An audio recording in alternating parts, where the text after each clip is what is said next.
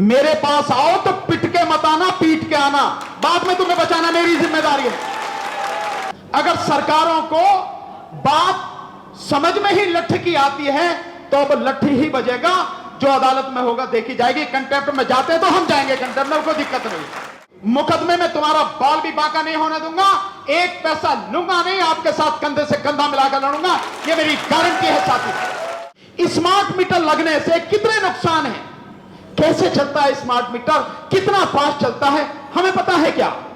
और बेईमान कंपनी के बेईमान मालिक कभी आपके हक में, जनता के हक में कोई बात कर सकते हैं? ऐसा हो ही नहीं सकता कि कंपनी और केजरीवाल दोनों मिले हुए हैं। दोनों चोर नहीं, लुटेरे हैं। आप तो चोर कह रहे हो, मैं कह रहा हूं लुटेरे हैं, डकैत हैं। लोकसभा में महिला आरक्षण बिल पेश किया है और केवल विधानसभा और लोकसभा में दे रहे हो आप। नौकरियों में आरक्षण क्यों नहीं है?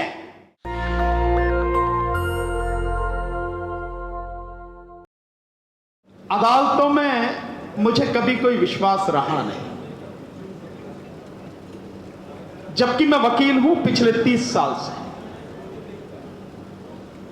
आपको यह बात बड़ी अजीब से लगेगी, लेकिन मैंने बहुत करीब से अदालतों को और जजों को देखा है। मेरे पिताजी जज रहे हैं और पिताजी की वजह से नीचे मजिस्ट्रेट से लेकर ऊपर सुप्रीम कोर्ट जजेस तक, इवन प्राइम मिनिस्टर तक मेरा आना जाना रहा। मैंने बातचीत की, लेकिन मैंने उसके बाद यह पाया कि मजदूरों की, दबे कुचले लोगों की, गरीबों की बात करने वाला कोई नहीं, केवल वो उनके लिए वोट है और कुछ नहीं। तो अदालतों में लोगों को न्याय मिलता हो, मैंने ऐसा कभी देखा नहीं।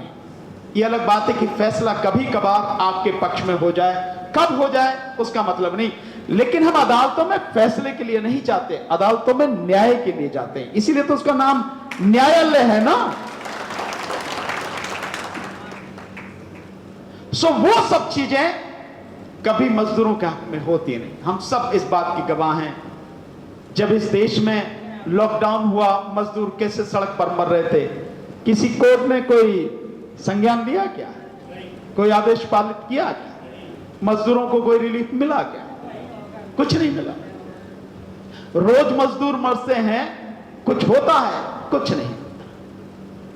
तो मेरा कभी विश्वास वकील होते हुए भी अदालतों में रहा नहीं, पर वकील हूं, वकालत तो करता हूं। कल जो बात हुई थी, हम सब लोग इस बात को, जो भी साथी थे, हमने तय किया था, अब चाहे जो भी हो, अदालत अगर इसे अवमानना मानती है, कंटेम्प्ट मारती है, तो हम कंटेम्प्ट करेंगे, लेकिन अब अपने तरीके से लड़ाई लड़ेंगे और उन्हें समझाएंगे जो केवल और केवल जूते की ही भाषा समझते हैं। अब उन्हें बताएंगे कि जूता कैसे बजता है।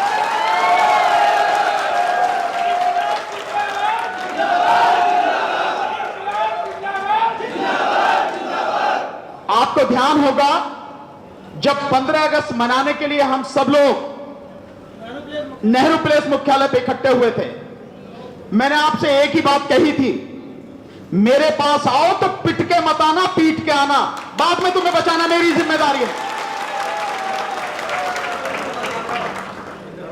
जो आदमी पिटता है वो आगे तक पिटता ही रहता है।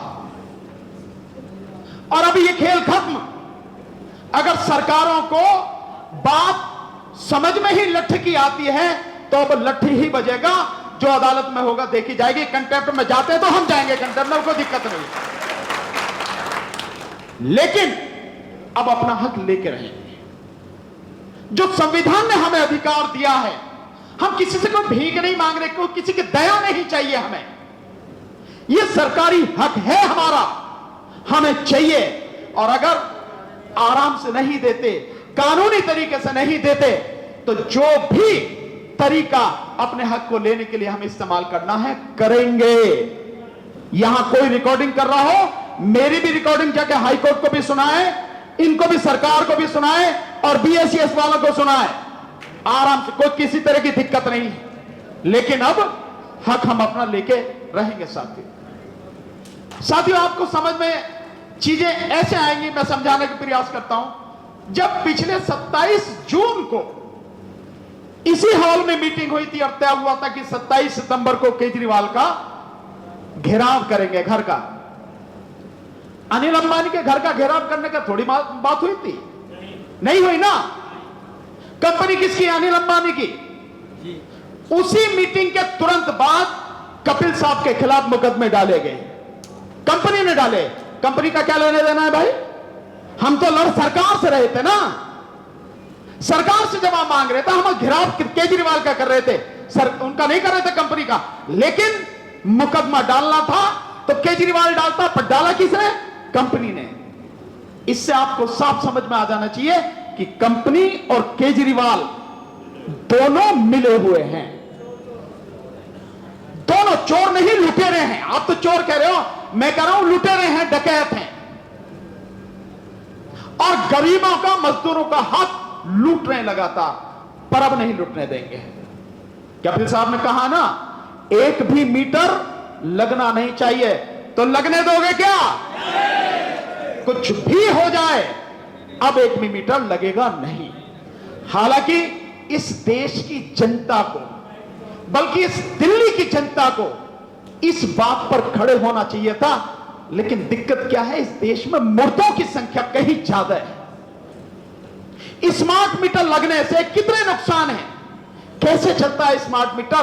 कितना फास्ट चलता है? हमें पता है क्या? हमें किसी को नहीं पता। और बेईमान कंपनी के बेईमान मालिक कभी आपके हक में, जनता के हक में कोई बात कर सकते हैं? ऐसा हो ही नहीं सकता। वो सिर्फ अपने हक की बात करेंगे, व्यापारी है ना।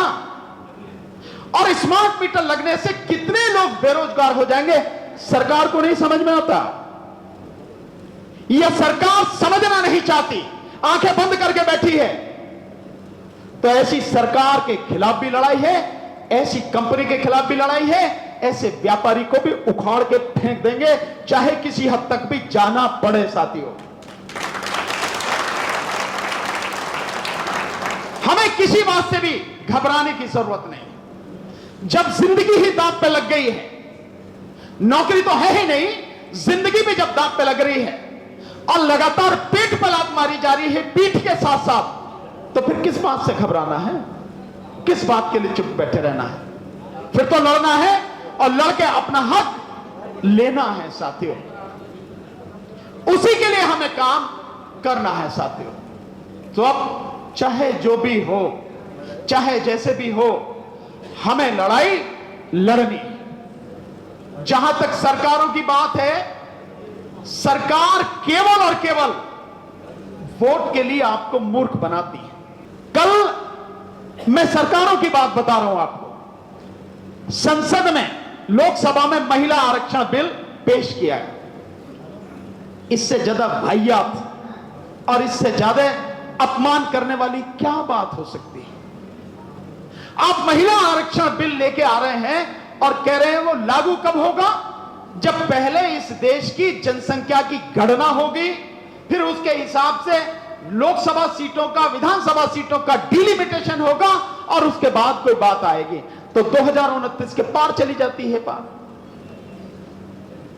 अपमान नहीं है क्या ये? दूसरी बात, आप केवल दे रहे हैं 33% आरक्षण। आबादी कितनी है इस देश में महिलाओं की? 50%।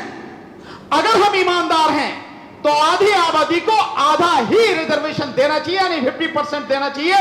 33% दे रहे और वो भी भविष्य में, कब होगा कब नहीं होगा तब की आप तारीख रख रहे हो। लेकिन मोदी की तो आदत ही ऐसी है, देना कुछ नहीं है, झुंझुना दिखाई देना है, बजाए रहो इसे, ये काम करना है उसका। और तीसरी बात साथियों, जो आरक्षण दिया जा रहा है, उस आरक्षण में आप केवल लोकसभा सीटों की बात कर रहे हो और विधानसभा सीटों की बात कर रहे हो। कुल मिला के इन सब में ज्यादा से ज्यादा 1000 महिलाओं को आरक्षण मिल जाएगा। आपके हिसाब से ज्यादा 1200 को मिल जाएगा। आबादी तो इस देश में उनकी 70 करोड़ है। और केवल विधानसभा और लोकसभा में दे रहे हो आप। नौकरियों में आरक्षण क्यों नहीं है? आधी आबादी को नौकरियों में आरक्षण क्यों नहीं है? उस आधी आबादी को जितने भी संसाधन हैं, जितने भी कंपनियां हैं, फैक्ट्रियां हैं, उनमें आरक्षण क्यों नहीं है? जो ठेके दिए जाते हैं उनमें आरक्षण क्यों नहीं है? बेईमानी किस बात की कर रहे हो तुम? ये झुंझुना देके लोगों को मूर्ख बना रहे हो। पर मेरा एक सुझाव है, मीडिया के माध्यम से पहुंचे कि सारे जितने भी पुराने जूते चप्पल गड़े सड़े हैं, 7 रेस कोर्स रोड प्रधानमंत्री के घर के सामने जाकर उसका ढेर लगाना चाहिए। उसको बताना चाहिए कि तेरे इस फैसले का हम इस तरह से स्वागत कर रहे हैं। तो ये जो चीज मैंने आपको बताई है, ये सिर्फ इसलिए कि सरकार कोई हो। यही केजरीवाल, सब बार बार आप लोग कहते हो, यही केजरीवाल कहता था ये भी कर दूंगा, वो भी कर दूंगा, उसे भी ठीक कर दूंगा। किया कुछ? क्या किसी को पक्का किया? क्या नहीं किया? किसी के लिए और कुछ काम किया? नहीं किया। केवल फ्री में महिलाओं को बसों में और ये 5 किलो राशन, बस इसी में लोगों को मूर्ख बनाना, और कुछ नहीं चाहिए। सो सरकारें आपको कुछ देने वाली नहीं है। आप में अगर हिम्मत है, आप में अगर ताकत है तो छीन लो साथियों, और छीनना पड़ेगा साथियों। जो एमसीडी के हमारे साथी हैं, भाई राजकुमार धिंगान जी बैठे हैं यहां पर, 11 तारीख का उनका प्रोग्राम है। मैं आपसे बहुत विनम्र निवेदन करूंगा, उनके प्रोग्राम में पूरी ताकत के साथ शिरकत करो, भागीदारी करो, ताकि उनका प्रोग्राम सफल हो। काम है उनका, जो प्रोग्राम है, जो एमसीडी का हेड ऑफिस बना है इधर सिविक सेंटर, उसमें कमिश्नर का और मेयर का घेराव करना है। आप पूरी ईमानदारी से उनका साथ दो। और मैं कहना चाहूंगा भाई राजकुमार जी से कि आप भी पूरी ईमानदारी से 31 तारीख को केजरीवाल का घेराव करने में, और उससे पहले इनके आंदोलन में जो नेहरू प्लेस पे शुरू होगा, पूरी ईमानदारी के साथ इनका साथ दो। साथियों, अगर हम ईमानदार हैं, बहुत बहुत शुक्रिया, अगर हम ईमानदार हैं तो अपने भाइयों का साथ ईमानदारी से देंगे, हमें देना पड़ेगा। और मैं विश्वास करता हूं कि अगर एमसीडी के साथी खड़े हो जाएंगे, किसी सरकार की हिम्मत नहीं है वो आपकी बात ना माने। इनकी वो ताकत है, इनकी वो ताकत है कि 2 दिन में राज्य सरकार और केंद्र सरकार घुटनों पे आ जाएंगे, सिर्फ 2 ही दिन में। लेकिन मैं ये नहीं समझ पाया कि आज तक एमसीडी के साथी सफाई कर्मचारी अपनी मांग को क्यों नहीं मनवा पाए। कौन है उनके बीच में दलाल? क्या कमजोरी है उनकी जो वो अपनी मांग को नहीं मनवा पा रहे? आपके पास तो ऐसा हथियार है कि उनकी सारी जो है अकड़ एक झटके में निकल जाएगी। तो मेरा आपसे निवेदन है, पूरी ईमानदारी से हम लोग जो 16 तारीख को आपका आंदोलन शुरू होने जा रहा है, उसकी तैयारी करेंगे, उसको शुरू करेंगे, और आर पार की लड़ाई ही इस बार करेंगे। घबराना नहीं, मुकदमे कितने भी हो जाएं, कोई मुकदमे से घबराना नहीं है। अगर जेल भी जाना पड़ा तो जाएंगे, लेकिन मुकदमे में तुम्हारा बाल भी बांका नहीं होने दूंगा, एक पैसा लूंगा नहीं, आपके साथ कंधे से कंधा मिलाकर लड़ूंगा, यह मेरी गारंटी है साथी। पर लड़ाई आर पार की है, आर पार की लड़नी है और जीतनी है।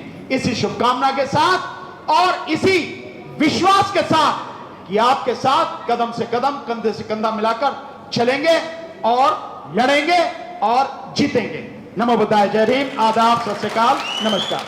नेशनल दस्तक की आपसे गुजारिश है कि अगर इसको बचाना चाहते हैं तो नेशनल दस्तक को सब्सक्राइब करने के लिए रेड कलर के सब्सक्राइब बटन को दबाएं, फिर बेल आइकन की घंटी दबाएं। नेशनल दस्तक को बचाने के लिए बहुत जरूरी है कि हर खबर को शेयर करें, लाइक करें, कमेंट जरूर करें।